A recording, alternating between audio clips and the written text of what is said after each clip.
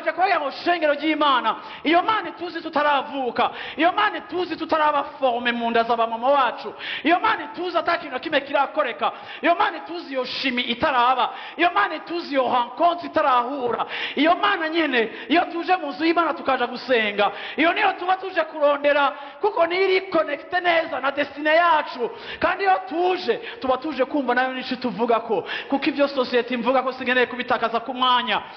Ibyo mfisemo responsabilité, ndabifisemo responsabilité, ndakwiye kuvyitwararika nimba ari bibi cyangwa nimba ari ico nkwiye gukosora, ariko ndakeneye kumenya cyane ico Imana inyibazako, kuko iyo tuzi cyane uko abantu batwibazako biraturimita, ariko iyo tuzi cyane ico Imana twibazako biratwugurura, biradupanura, biradutuma twama tugenda twiyubakira mu cimviro c'Imana, tukarengana ama problème n'ama complexe n'ama peur na passé yacu rimwe na rimwe itabari nziza. Ibyo byose tukabirengerako. Kubera iki? Kuko ico Imana tuvuga ko n'ici tuzi ko tuguma tugipoursuivre, kiguma kitwatira, kandi ico kiguma gifise ubushobozi bwo gushika a terme. Nico gituma iyo tuvuze ngo tuje mu nzu y'Imana, haleluya, naranezerewe igihe bambwira twinjire mu nzu y'Imana, igihe ibirenge byacu byari bihagaze mu muryango, ewe Yerusalemu, tuje guhimbaza Imana, haleluya.